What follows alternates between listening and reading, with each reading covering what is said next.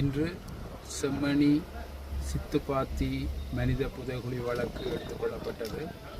யாழ் நீதவான் ஏ ஆனந்தராஜா அவர்கள் நான் இந்த வழக்கு எடுத்துக்கொள்ளப்பட்டது.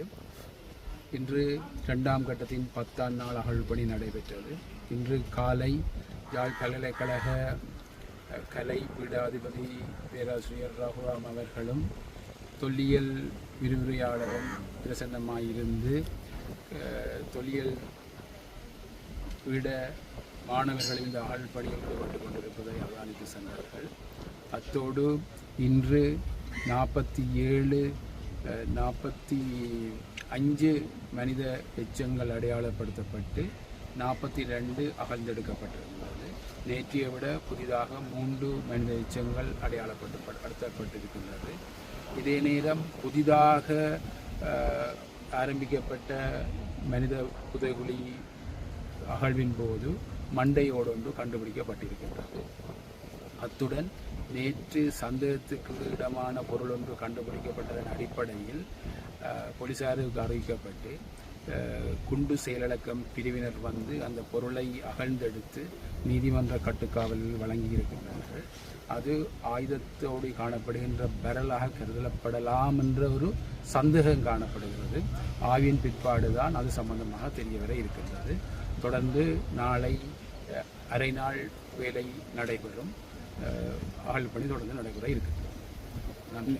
ஆணைக்கூரோடு இருந்த குழந்தை சொல்லலாம் ஆணை அருகில் இருந்த மீட்கப்பட்டது. அதில் ஏதாவது தடயங்கள் இல்லை, எலும்புகளும் அந்த சுத்தவர ஆணிகள் அடிக்கப்பட்ட மொத்த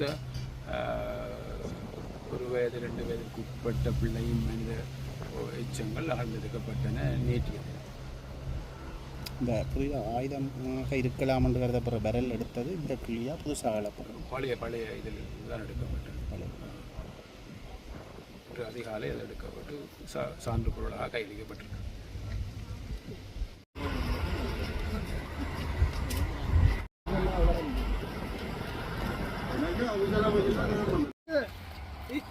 அண்ணே டைம் முடிஞ்சது, வாங்கோ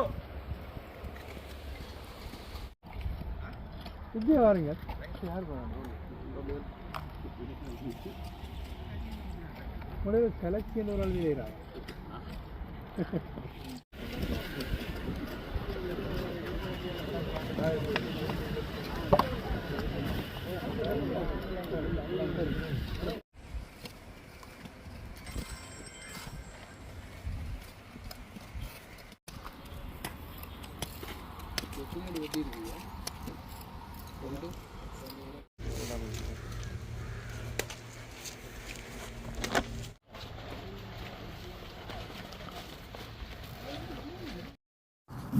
செம்மணி மனித புதைகுழியின் 10ஆம் நாள் அகழ்வு பணிகள் இன்றைய தினம் இடம்பெற்றது. இது தொடர்பாக சட்டத்தரணி VS நிரஞ்சன் கருத்து தெரிவித்தார்.